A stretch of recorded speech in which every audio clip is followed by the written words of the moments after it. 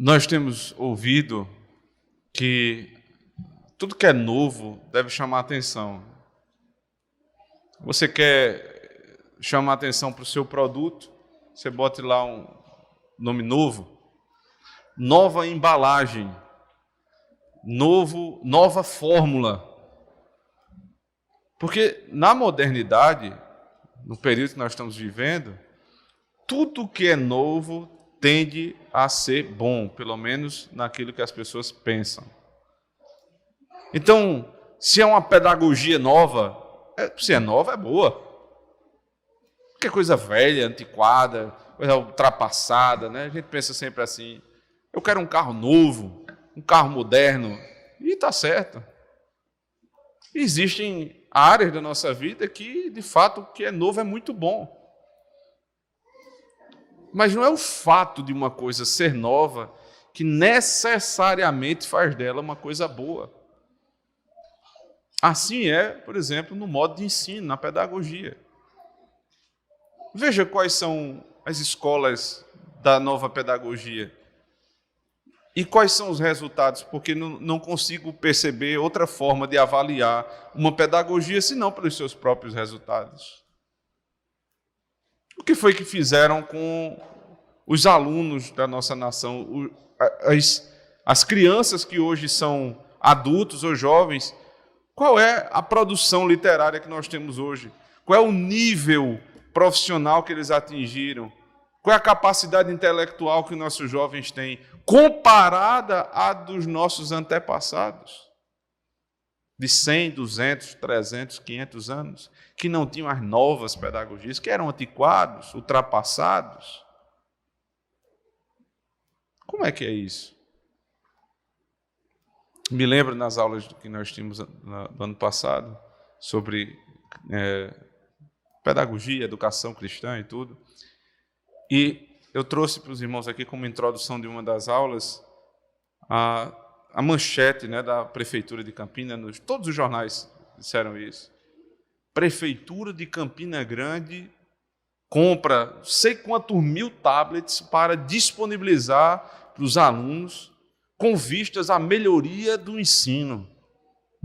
E eu fiquei, que coisa, né? Quer dizer que os tablets têm esse poder de melhorar o ensino. Sim, porque é novo. É uma coisa moderna, uma coisa, né, que chama a atenção. A pergunta que eu fiz aos irmãos que estavam aqui presentes foi: com quantos tablets formaram Aristóteles?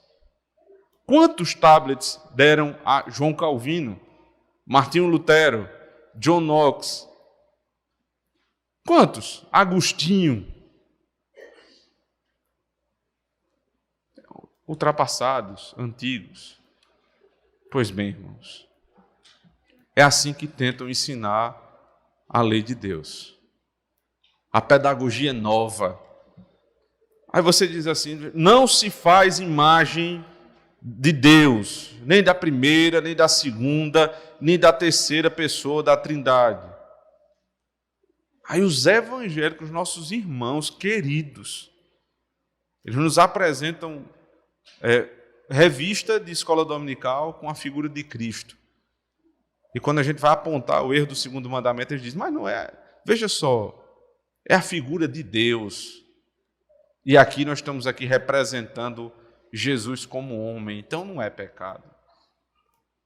Eu quero ver você dissociar, conseguir dissociar Cristo como ele é, segundo revelado na Escritura, Deus e homem.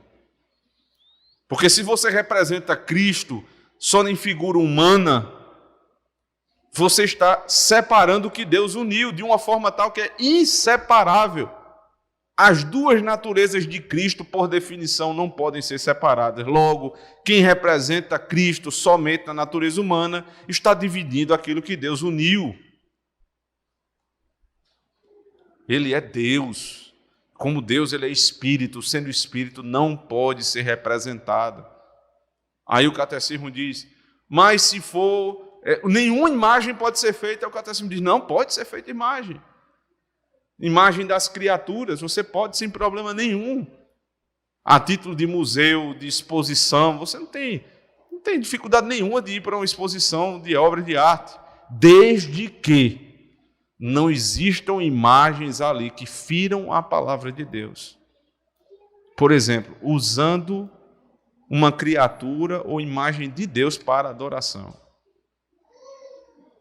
Aí vem o último erro, que é o princípio da minha fala, que é a resposta que se dá da seguinte maneira: mas é porque, na verdade, a gente faz isso que é para os incautos, aqueles que não têm capacidade intelectual. Eles não conseguem ler, então a gente vai dar uma imagem. Não sei se vocês sabem, mas isso não é pedagogia muito nova, não. Isso é uma pedagogia da época aqui do século XVI, XVII. Igreja romana, que já há alguns séculos havia implantado isso. Por exemplo, nos vitrais da igreja.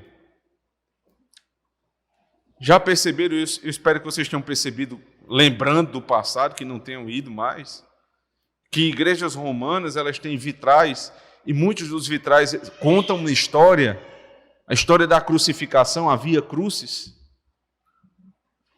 A desculpa era justamente essa que está sendo combatida aqui na última pergunta, veja, pergunta 98. Não, porque não devemos ser mais sábios que Deus, porque os católicos romanos diziam, os incautos não têm capacidade de entender pela pregação, pela leitura, então nós vamos fazer imagem para ensinar.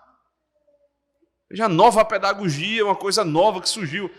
A nossa sabedoria mais sábia do que Deus. Aí ele diz, não façam assim.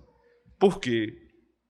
Ele não quer, Deus não quer, ensinar seu povo por meio de ídolos mudos, mas pela pregação viva de sua palavra. O Cristo que pregou para Herodes, Pilatos e todos os reis da terra, foi o mesmo que pregou para as prostitutas e para os homens que moravam na rua. A viúva escutava a mesma pregação do homem que morava no palácio. O mendigo ouviu o mesmo evangelho dos apóstolos que os reis. Porque não é um modo simplesmente, eu vou inventar um modo aqui para pregar e as pessoas vão entender. É porque o Senhor ordenou que fosse assim. E assim será. Não podemos sustentar a imagem para adoração, nem que isso pareça ser sábio aos nossos olhos, a título de ensino. Nós vamos ensinar como Deus mandou, pela pregação da palavra. Porque Ele disse, é pelo ouvir que vem a fé, não é pelo ver. Ainda que nós temos a Santa Ceia e você veja corpo, o sangue, mas você não é convertido pelo que você vê. É por isso que a Santa Ceia e o batismo nunca na nossa igreja vão vir antes da pregação. Porque didaticamente nós estamos ensinando. A fé vem pelo ouvir. E o sentar à mesa é a consequência da pregação da palavra. Nunca sejamos mais sábios do que Deus, irmãos. Amém.